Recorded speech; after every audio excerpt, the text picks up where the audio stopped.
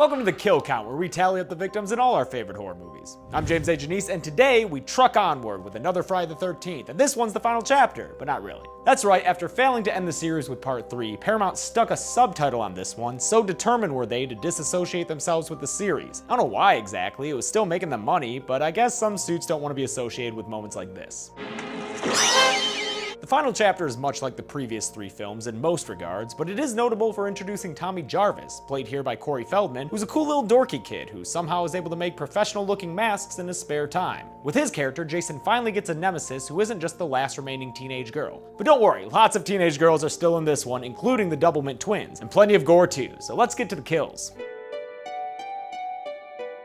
Just like part 3, this film also takes place immediately after its predecessor, which gives us a big budget opening scene with helicopters and ambulances and a whole lot of extras. Looks like Jason's going out with a budget. We follow his body as it's taken to a hospital and checked in by a very pervy coroner. This your last? No. Got one more over there. Real cute girl. Was. Well, she still is. Dude's name is Axel, and he inexplicably gets the cute nurse to hook up with him until Jason's hand causes him to recite a passionate sermon. Jesus Christmas! Holy Jesus goddamn! Holy Jesus jumping Christmas shit! After the nurse gets upset and leaves him alone with his aerobic porn, Jason surprises him with a bone saw to the neck. Then Jason grabs his head and fucking twists it around backwards because Tom Savini is back for this movie and he wants the audience to know he means business. After that, Jason tracks down the nurse and chokeslams her against the wall before slitting her torso open with a scalpel. Anyway, you know the drill by now. 2 intro kills and then we meet the main characters. In this movie, it's the Jarvis family who lives in a house on Crystal Lake. There's Mama Jarvis, Trish Jarvis, and of course Feldog himself, Tommy Jarvis. Trish and Mama like jogs around the lake, while Tommy's into video games and making Henson quality puppets. Moving next door to them for the summer is a group of very killable teenagers who pass Mrs. Voorhees' tombstone on their way, which is the first time the series revealed her full name. The kids also pass this hippie hitchhiker who you just have to see eat this banana for a long ass time. Yeah, eat that banana. Make sure you chew it all, don't want no indigestion. Nice. Jason was never a fan of phallic fruits though, so he sticks a knife through the back of her neck, killing both her and the banana. Fun fact, Jason's legs in that shot were actually Tom Savini's. Even more fun fact, Tom also played the banana. Now seems like a good time to point out that one of the teens here is Crispin Glover, beloved father of Marty McFly and occasional rat enthusiast. In this movie, the running thing is that he's a, well... You're a dead fuck. A dead fuck? No, it's true. His ratty-looking friend ran it through an imaginary computer and everything. The thing about Crispin and the other kids in this one is that they're not counselors or at an old family home. They're just kids going to a cabin looking to fuck. Oh God, I'm horny. And sure, that's true as well for the first 3 movies, but once you remove the pretext of other stuff, every scene with these kids is about getting it in. There's an extended skinny dipping scene where everyone but Glover gets naked, and then there's Tommy stumbling across it all and reacting exactly like I would if I saw this through my window when I was 8. So yeah, the next 20 minutes is just hanging out with these horny kids who Mama Jarvis definitely don't approve of. Also, Trish meets Rob, a sexy hitchhiker who can fix cars and talk to your little brother like a total dreamboat. We finally get to more killing about 40 minutes in after Sam gets mad at Paul for flirting with Doublemint Tina. She leaves the sex party to go midnight skinny dipping alone, you know, as people do, but then Scuba Jason pops out of frickin' nowhere and stabs her through the front, causing her to create a hilarious death noise.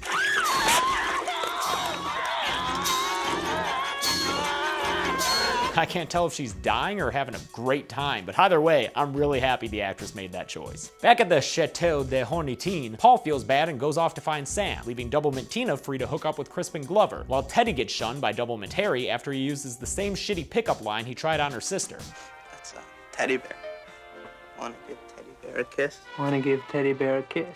Also, because honestly, Teddy, you're being pretty rapey there, man. You shouldn't have to grab a girl's face that way to kiss her. Knock it off. Paul swims out to the raft and finds Sam's body before getting impaled in the crotch himself and lifted into the air. Then Jason pulls the harpoon gun trigger like that would do anything? I don't know what's going on there, but that is a sweet low-angle shot of a dude with a spear gun in his dick. Then we learn that Rob is Sandra's brother, which would be a pretty cool tie-in if anyone knew who the hell Sandra was. In case you didn't just watch all these movies in a row to make a YouTube series about them, Sandra is that totally forgettable chick from the second one. one. You know, the underage one whose sex scene they had to cut. Now, I appreciate the movie's attempt to tie into some sort of mythos, but maybe start with having Jason look the same 2 movies in a row. Having doubly struck out, Teddy gets high and watches old-timey porn by himself. Upstairs, Doublemint Tina gets it in with Crispin Glover, causing Doublemint Terry to get upset. She's probably just jealous after seeing Glover's sweet dance moves. I mean, who wouldn't want to make babies with that guy? Those moves just scream vitality. Terry leaves to ride her bike home in a thunderstorm and gets speared by Jason during a lightning flash. They make sure to show us the body too, even though it was a pretty sweet off-screen death. Mrs. Jarvis, on the other hand, gets a super lame off-screen death when she wanders out into the rain and screams into the camera like it's Friday the 13th part friggin' 1 or something. They originally shot a scene with her body in a bathtub for the ending, but they cut it for whatever reason.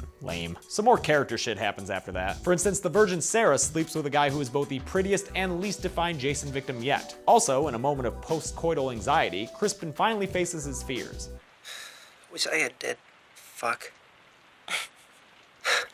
What? Dead fuck. Good thing he makes his peace, because when he goes to get some wine, Jason helps him find the corkscrew by placing it helpfully in his hand, then places a machete not so helpfully in his face. I love the little twitching he does as he dies. That's the Glover difference, right there.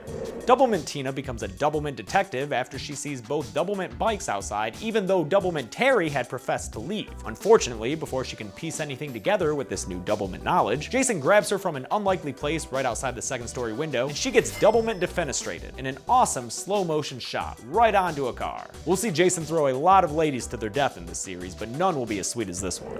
Teddy is finally put out of his sad, lonely misery with a knife through the back of the head. The simple kill is elevated by the knife tearing a slit in the projector screen as he falls. That is art right there, people. Then Jason just has to clean up the last teen couple, so he barges in on Doug in the shower and smashes his head against the wall, straight up crushing it with his palm. Awesome. Then Sarah finds Doug's body and has an unnecessarily long sequence running around in a towel before Jason lodges an axe into her midsection. At least the towel stayed on, I guess. Wouldn't want to look at a naked corpse, would you? Real cute girl. Was. Well, she still is. Okay, calm down there, Axel. Now it's down to Trish, Tommy, and Rob. The older couple head over to the sex mansion and find a bunch of bodies. Then Jason grabs Rob in the basement and, well, I can't really tell what he's doing there. What's going on there, Rob?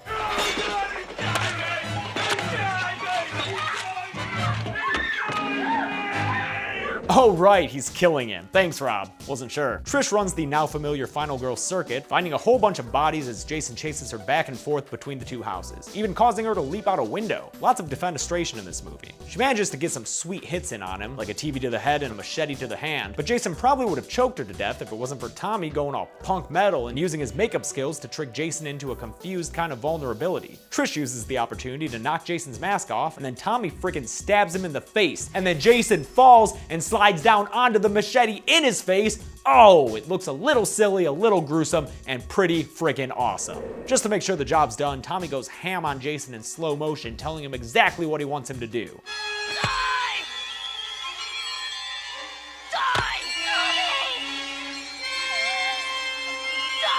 And becoming the first person to successfully kill Jason Voorhees. Because he actually is dead this time. I know, he'll be back, but he really is dead here. The movie ends on a triumphant note as Corey Feldman looks into the camera and reassures the audience he'll have a successful career his entire life. I'm sorry, enough joking around. Let's get to the numbers. Jason kills 13 people in Friday the 13th, the final chapter, 7 girls and 6 guys. He's in turn killed by Tommy, giving us a grand total of 14 deaths in this movie, evenly split among genders. At a runtime of 91 minutes, that's a death on average every 6.5 minutes, the current kill frequency champion. For coolest death, I'm gonna have to give the golden chainsaw to Jason himself, what with that 10 out of 10 face slide. Lamest goes to Mama Jarvis, it was entirely off screen, but at least she didn't go out screaming, "He's killing me, he's killing me." And that's it, folks. Friday the 13th, the final chapter, was released in 1984, sparing the world of a Friday the 13th in 1983. And they had such a good streak going. Next up, we'll be looking at Friday the 13th, A New Beginning, although that beginning doesn't really go anywhere since it ended up doing so poorly. Be sure to subscribe so you don't miss it, and until then, I'm James A. Janice. This has been The Kill Count. Hey guys, thanks a lot for watching this episode of The Kill Count. This is the first episode I've filmed since the channel went public. I filmed the first 3 all at once, and your guys' response has been phenomenal. It's nice to have the approval of horror fans. I know that horror fans are serious about the genre, and it means a lot to me that you guys have accepted me as one of your own. I've been a horror fan all my life, and I really hope it shows through in this series. Anyway, seriously, thank you so much, and I'll see you next week.